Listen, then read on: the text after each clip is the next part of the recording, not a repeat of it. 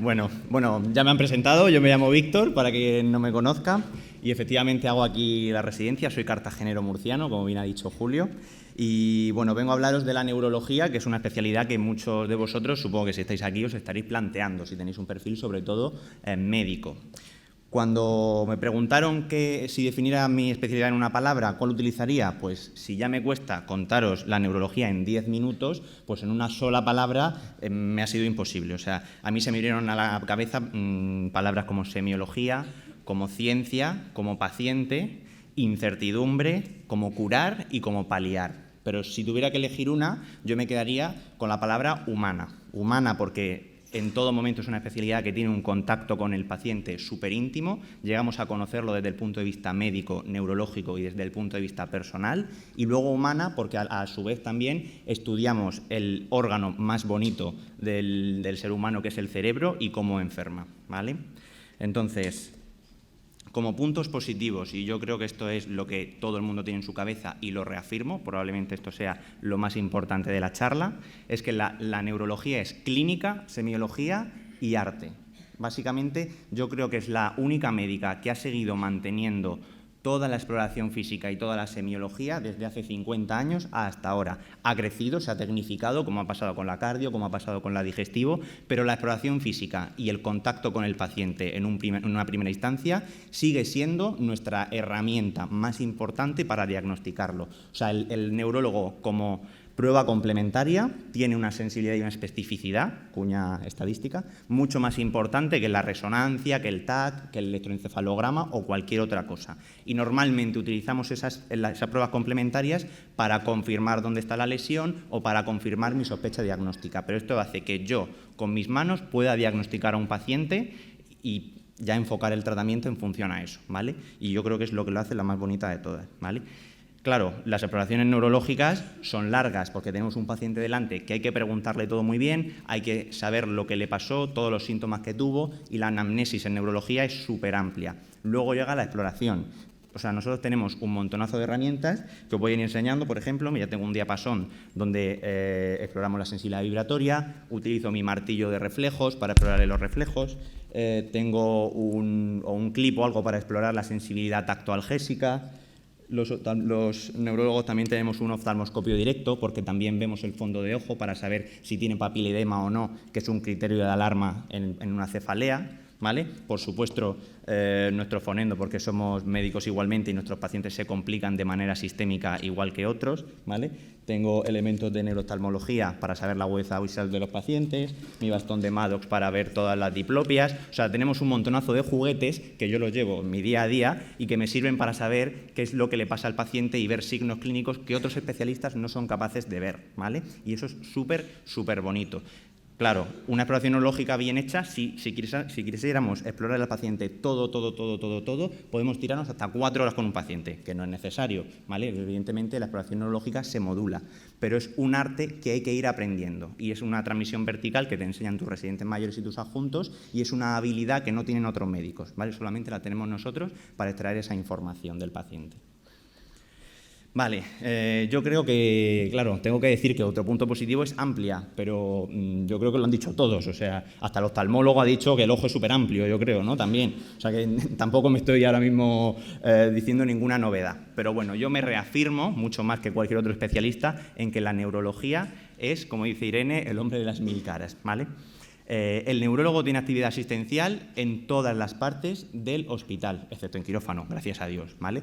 Pero sí tenemos urgencias, que son súper variadas. El neurólogo trabaja en la planta con pacientes ingresados. También estamos en la unidad de ictus con pacientes que están graves y están agudos. Hay un montonazo de actividad asistencial en la consulta e incluso también ponemos fármacos intravenosos en el hospital de día, ¿vale?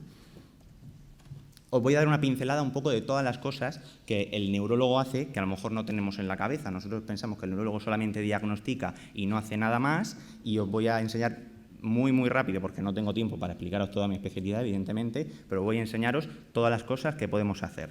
La unidad de ictus, que al fin y al cabo no es una UCI, pero sí es una unidad de semicríticos en la cual el paciente está malo, un paciente con un ictus agudo es un paciente inestable por definición y un paciente se puede empeorar de un momento al otro porque el ictus es algo brusco y tenemos tratamientos reperfusores para hacer que un paciente que venga afásico y hemipléjico a la urgencia pueda salir andando de allí, tanto la fibrinolisis como la trombectomía mecánica por cateterismo, que si bien la hace el radiólogo intervencionista en la mayoría de los casos, luego hablamos de eso, el neurólogo es el que la indica y el que acompaña al paciente a la trombectomía y el que va viendo cómo se hace, ¿vale? El mundo de la epilepsia. Cada vez hay más unidades que tienen, hospitales que tienen unidades de videoelectroencefalograma en pacientes que no queda claro el tipo de crisis que tienen y tenemos que filiarlos mejor, grabados con una cámara y monitorizados con electroencefalograma. Evidentemente aquí la terapéutica también es súper rica, la epilepsia la podemos tratar, tenemos una farmacología enorme para poder tratarla y por supuesto ahora mismo ya se están empezando a hacer cirugías de epilepsia que también las indica el neurólogo y es el que planifica el área a resecar. Trastornos del movimiento, que tiene una semiología amplísima, hipercinéticos, hipocinéticos, se hacen también muchas técnicas, como por ejemplo la que veis abajo de la ecografía de mesencéfalo para diagnosticar de manera un poco más precoz la enfermedad de Parkinson, ponemos bombas de infusión de duodopa que el paciente ingresa para ponerla y le reajustamos nosotros la dosis, se hace también estimulación cerebral profunda, que está el neurólogo en la cirugía y luego es el neurólogo el que las sigue y va reajustando esos electrodos para tratar la enfermedad de Parkinson.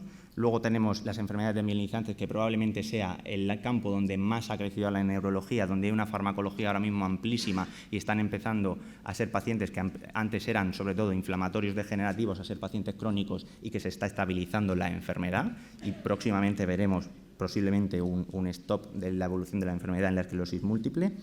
Las demencias, que muchos también pensamos que ahora mismo no hay mucho recurso terapéutico, y es cierto, ahora mismo todo el tratamiento que hay sigue siendo paliativo, pero sigue habiendo mucha investigación, que es la enfermedad de Alzheimer es posiblemente la enfermedad en la que más se ha invertido desde hace 50 años y ya está habiendo fármacos en fase 3 que están empezando a dar resultados esperanzadores. Aún así también toda la semiología de diagnosticar un deterioro cognitivo de un perfil u otro con test neuropsicológicos es otra rama de la neurología que es totalmente distinta a la que os he explicado y también muy bonita. Las enfermedades neuromusculares, que también todos los asociamos a la ELA, por ejemplo, o a las miopatías, que son enfermedades degenerativas en las cuales acompañamos al paciente y ayudamos a paliar, pero también enfermedades curativas, un Guillain-Barré, una miastenia gravis, que con tratamiento inmunomodulador se curan, ¿vale? Las cefaleas, que muchas veces las dejamos en una caja ahí y no sabemos quién las trata. El neurólogo, la unidad de cefaleas, trata las cefaleas y quizás sea la patología más agradecida. La migraña es una enfermedad que es súper invalidante y cuando llega una migraña a la urgencia y tú le quitas ese dolor de cabeza, te lo agradece y te da el mayor abrazo que te puede dar una persona, ¿vale? Vale, luego, técnicas, pues básicamente nanay, o sea, poquitas, ¿vale? Eso es algo que tenemos que tener muy en cuenta. El neurólogo utiliza sus manos para el martillo de reflejos y para el diapasón. No tenemos técnicas como puede tener una especialidad de digestivo y esto es algo que tenéis que saber, que somos muy clínicos, es muy médica y metemos poca mano. Punción lumbar y poco más, eso sí. Somos la única especialidad que pinchamos junto con anestesia y sale un líquido cristalino de dentro del cuerpo. Todo súper elegante, como veis. Aquí en ningún momento hacemos sangre ni nada por el estilo, ¿vale?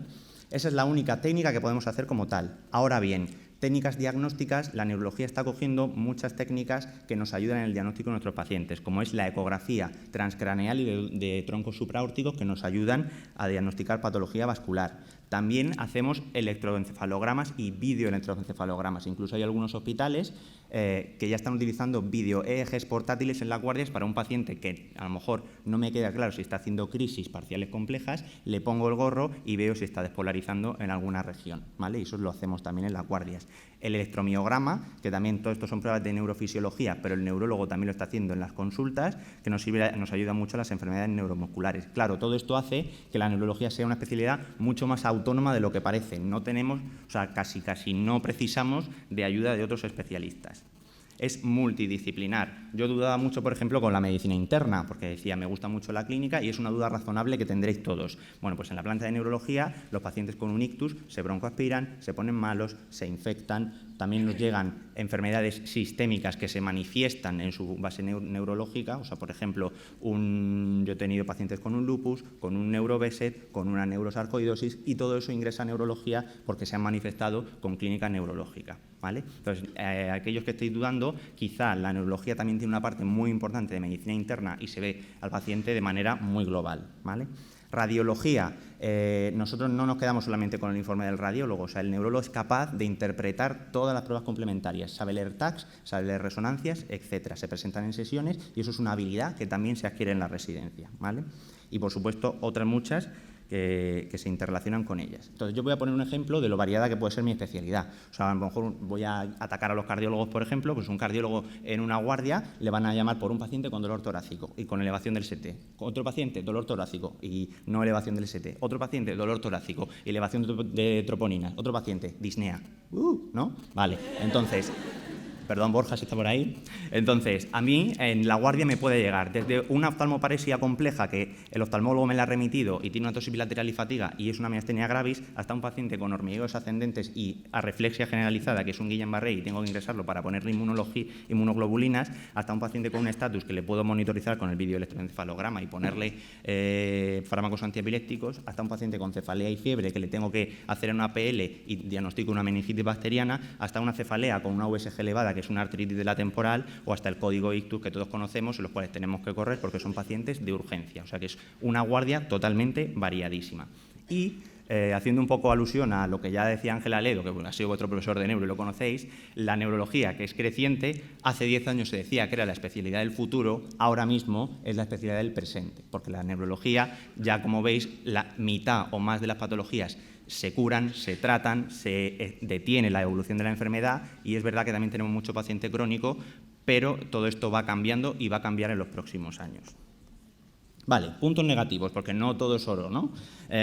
No está hecha para todo el mundo. O sea, al final tenemos que saber, como decía Irene, que los puntos positivos quizás sean puntos negativos para otras personas. Es una especialidad clínica hasta la médula, y nunca mejor dicho, ¿no? O sea, al final es un paciente con el cual voy a estar dedicándole probablemente media hora, 45 minutos, una hora a estar con él, a enterarme de lo que le pasa, a diagnosticar, a debatir con mis compañeros qué puede ser, dónde puede estar la lesión, y es una especialidad que nos hace pensar mucho y discurrir mucho. Eso nos tiene que gustar. Si soy más de una especialidad tipo oftalmología o tipo alguna médico-quirúrgica, que me gusta más ver pacientes rápido y ir ventilándolos y ser mucho más resolutivo, quizás la neurología no sea la especialidad, ¿vale? Manejamos mucha incertidumbre, es decir, yo puedo ver un paciente en la guardia que sea un paciente súper complejo y lo ingrese en planta de neurología con un diagnóstico diferencial muy variado, pero que yo no sepa lo que tiene ese paciente todavía, y a lo mejor es el tiempo y hacerle alguna prueba más el que me da el diagnóstico. Entonces manejamos una incertidumbre y un qué le pasará al paciente, que eso a lo mejor a algún tipo determinado de persona no le termina de gustar o le crea más ansiedad, ¿vale? Evidentemente, muchos pacientes con un código ictus, por ejemplo, se van a casa andando, pero cuando el código va mal, el paciente se queda hemipléjico y afásico. Entonces, es un paciente crónico y también es un drama familiar, entre comillas, que el neurólogo tiene que acompañar y estar con ellos y tramitar recursos. Son pacientes en familias complejas y todo eso. Entonces, te tiene que gustar el paciente crónico, pero como te gusta en cualquier otra patología, en cualquier otra especialidad. Claro, las guardias son súper bonitas, pero a ver, con la diapositiva que os he enseñado, ¿quién duerme, no? Viendo todo eso que vemos en las guardias son muy duras y además, si el médico de la urgencia sabe bastante de cardio, sabe de digestivo, sabe manejar cosas, pero la neurología quizás sea una especialidad más desconocida para el resto de la gente. Entonces te suelen llamar más y el neurólogo está ahí en la urgencia perenne viendo muchos casos. Entonces las guardias, que sepáis que son duras y no es una especialidad intervencionista, como he dicho. He tachado lo de salidas laborales porque no creo que sea un criterio para que elijáis una especialidad, ni mucho menos, ¿vale? Lo he tachado porque cada año o cada 5 años el panorama está cambiando, ¿vale? Neurología no es la especialidad que más salidas laborales tenga, pero tampoco conozco ningún neurólogo que no esté trabajando, o sea que no creo que este sea un criterio que tengáis que utilizar. Las rotaciones, más o menos las paso por encima. El R1 es de medicina interna general, el R2 es cuando estáis en la planta de hospitalización con la unidad de ictus y también se hace el Doppler, es el año más duro, que sepáis que ahí es cuando vais a salir más tarde del hospital, pero también es cuando más vais a aprender y vais a formaros como neurólogos generales. Luego el R3 es el neurocosas, vais a formaros en neurorayos, neuropediatría, vais a rotar por neurocirugía, neurofisiología, etcétera, y el R4 es el año ya de las consultas y las especialidades dentro de la neurología, donde ya os vais definiendo un poquito más. Vale. ¿qué elegiría o cuáles son los criterios que yo elegiría para coger hospital? Básicamente ya los han ido comentando mis compañeros de las médicas, que más o menos son parecidos. Yo la criba, por supuesto, la pondría en la unidad de ictus. Todo hospital que, si yo tuviera que elegir, elegiría un hospital que tiene unidad de ictus, porque el ictus es la patología más frecuente que se ve en las guardias y, por tanto, si yo estoy en un hospital que no la tiene, si me llega un código ictus, probablemente yo, como neurólogo, indique una fibrinolisis, pero lo tenga que derivar al otro hospital que sí tiene la unidad de ictus y, por tanto, me estoy perdiendo tiempo de manejo del paciente con una patología vascular aguda, ¿vale? Hospital grande, porque tiene mucho volumen de pacientes y se ve patología variada, ¿vale? Las guardias de neurología que sean supervisadas por residente mayor o por adjunto, ¿vale? Que es muy importante, y más en la neurología, que hemos dicho que tenemos que aprender una exploración neurológica y unas habilidades que yo no puedo aprender solo. Entonces, me tienen que enseñar cómo tengo que hacerlas, ¿vale? La responsabilidad tiene que ser gradual, porque yo no puedo empezar directamente a explorar solo un paciente si no sé lo que veo. Docencia, que esto, como todo, hay que preguntarlo muy bien en los hospitales. Si a mí no me dejan ir a la SEN, que es la Sociedad Española de Neurología, que es en los Saraos, donde nos reunimos todos los neurólogos, pues ¿por qué no voy? ¿Porque tengo que cubrir necesidades asistenciales del servicio? Pues a lo mejor no es un hospital que me esté formando tan bien como neurólogo, ¿vale? Estructura por unidades. Hay hospitales que son más pequeñitos que no tienen unas unidades tan definidas. Yo considero que tener unidades es muy, muy importante de cara a poder estudiar. Rotar 2 meses por múltiple me permite estudiar múltiple, rotar 2 meses o 5 meses por la unidad de ictus me permite estudiar vascular, rotar por 2 meses de cognitivo me permite estudiar cognitivo, y así yo voy organizando la residencia mucho mejor. La investigación se puede hacer y se debe hacer, pero tampoco es el objetivo principal, o al menos en mi opinión, de la residencia. Hay que aprender a publicar, hay que aprender a redactar y se puede enfocar la tesis, pero la neurología es una especialidad que en 4 años está bastante comprimida y lo que hay que aprender es a ver bien pacientes y a ser buen neurólogo, ¿de acuerdo? Y, por supuesto, lo fundamental, aunque lo haya puesto al final, es el ambiente, porque yo tengo que tener ganas de levantarme e ir a trabajar a ese sitio donde me voy a formar bien, y eso es fundamental, ¿vale? Vale, ranking de hospitales. Básicamente os he puesto los que teníamos, los que se cogieron el año pasado. Os puedo aconsejar alguno de Madrid. Todo hospital con unidad de ictus está genial para hacer neurología. Mis 4 hospitales favoritos de Madrid son Clínico 12, La Princesa y Ramón y Cajal. Después, el resto, que también tiene unidad de ictus, son muy buenos para hacerla. Quizá ya en tercer lugar yo dejaría los hospitales más chiquititos, tipo Alcorcón, Leganés o Getafe, que no tienen unidad de ictus. Pero aún así, cualquier hospital es bueno para formarse en neurología. De Barcelona, que también pregunté por allí, los 5 hospitales que tienen unidad de ictus de Barcelona también son muy buenos, ¿vale? Yo me quedaría, el Sant Pau y el Valderón a mí me enamoraron, pero los 5, tengo amigos en los 5 y están muy contentos, ¿vale? Para formarse. Y luego, fuera de Barcelona, tengo que hacer apología a mi tierra, evidentemente. La Risaca es un sitio muy bueno para formarse en neurología, con muy buen vascular y muy buenas unidades, lo tengo que decir claramente. De Valencia, La Fe y el General de Valencia, que ambos tienen unidad de ictus, también son muy buenos. Santiago de Compostela, Virgen del Rocío y Carlos Saya de Andalucía. El Hospital de Albacete también es un muy buen hospital de neurología. El Clínico de Valladolid y el Miguel Servet de Zaragoza. Luego, si queréis tranquilamente, hablamos de los que conozco, más o menos, ¿vale? Importante que os tengo que decir, si no tiene unidad de ictus, ¿no hago neurología? No, tengo que hacerla, evidentemente. ¿No me voy a formar igual de bien? Pues no, evidentemente te vas a formar bien. O sea, en ese sentido, si me gusta la neurología, el hecho de que no pueda acceder a un hospital con unidad de ictus no me debe detener. Vale, entonces, ya para terminar, pues este año nos han hecho elegir un poco, o sea, decir las especialidades con las que dudamos. Y a mí al principio me parecía un poco raro, pero es verdad que pues luego, debatiéndolo y pensándolo, digo que tiene todo el sentido del mundo. Yo dudé mucho con la medicina interna y con la hematología, porque al final son especialidades muy médicas y que tienen un perfil médico como el que lo tiene la neurología. Después de esto, pues me seguiría quedando con la neurología, pero me he dado cuenta de que hubiera sido feliz en cualquier otra médica como hematología, reuma interna, que me han gustado mucho, incluso la radiología. Con esto quiero decir que es importante que veáis el perfil de residentes y de médicos que sois, pero que una vez elijáis no penséis que vais a elegir mal, porque seguro que vais a ser felices en la especialidad que elijáis, ¿vale? Así que nada, con eso terminamos.